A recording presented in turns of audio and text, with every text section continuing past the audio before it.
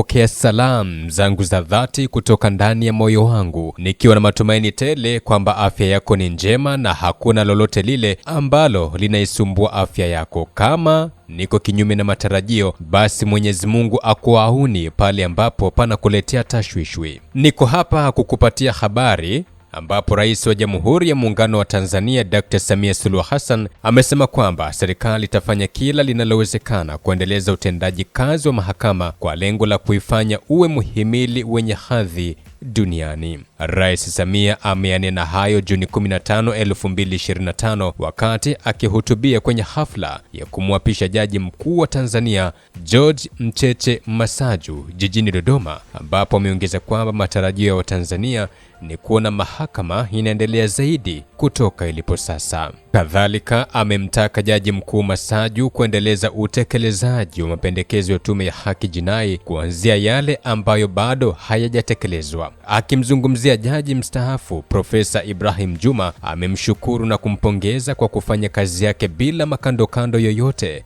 na kueleza kwamba Profesa Ibrahim ameleta mageuzi ya kimiundombinu, kimfumo, kiutendaji, hasa katika mageuzi ya teknolojia. George Mcheche Masaju alizaliwa tarehe 7 ya mwezi Aprili mwaka 1965. Ni mwanasheria na jaji mkuu wa Tanzania wa 7 baada ya jaji mkuu wa 6 mzalendo Profesa Ibrahim Hamis Juma kustaafu kwa mujibu wa sheria.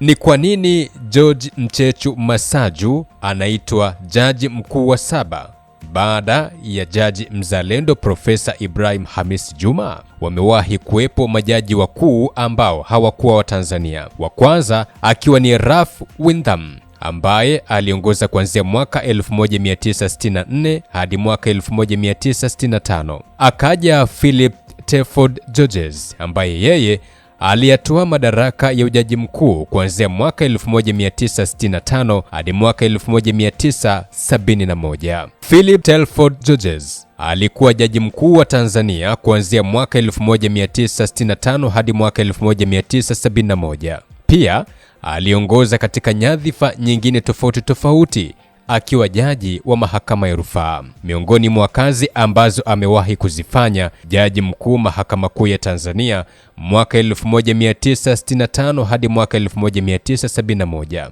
Profesa wa sheria chuo kikuu cha West Indies kuanzia mwaka 1974 hadi mwaka 1981. Jaji wa mahakama kuu ya Zimbabwe kuanzia mwaka 1981 hadi mwaka 1983. Akawa jaji mkuu mahakama kuu ya Zimbabwe mwaka 1983 hadi mwaka 1984. Baadaye akawa jaji mkuu mahakama kuu ya Bahamas kuanzia mwaka 1984 hadi mwaka 1989.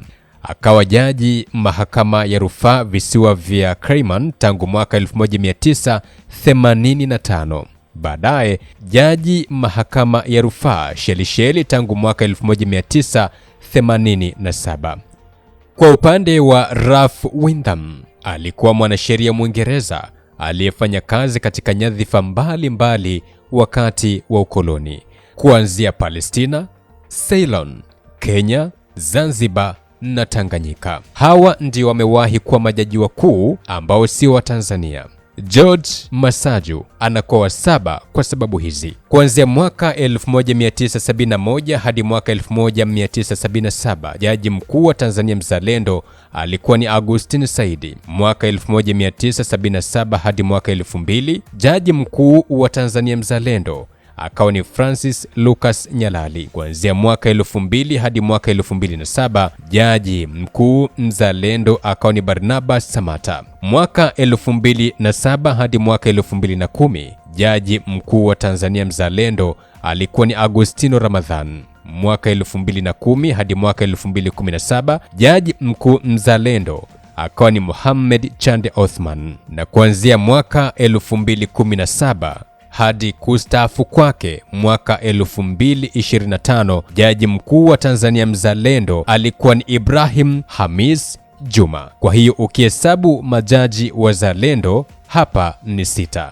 George Mcheche Masaju anakuwa jaji wa 7 mzalendo baada ya listi hii kuanzia alipoapishwa tarehe 15 mwaka 2025 na kuendelea. Kwa hiyo kama ulikuwa ufahamu kwa nini anaitwa jaji mkuu wa Tanzania wa 7, kidogo walau kwa ufupi nimeweza kukufafanulia. Masaju alikuwa mshauri wa kisheria katika ofisi ya rais kabla ya kuwa naibu mwanasheria mkuu mwaka 2009. Baada ya kuhitimu masomo yake rasmi, Masaju alianza kazi serikalini kama wakili wa serikali mnamo April mwaka 1994. Alihudumu katika nafasi mbalimbali za juu za sheria, ikiwa ni pamoja na kuwa mshauri wa kisheria wa rais na baadaye mwanasheria mkuu wa serikali wa Jamhuri ya Muungano wa Tanzania. Msingi wake thabiti wa kielimu na kujitolea kwake katika misingi ya sheria vilichangia katika taaluma yake katika mfumo wa sheria wa Tanzania. Mimi ni Frank Kashonde.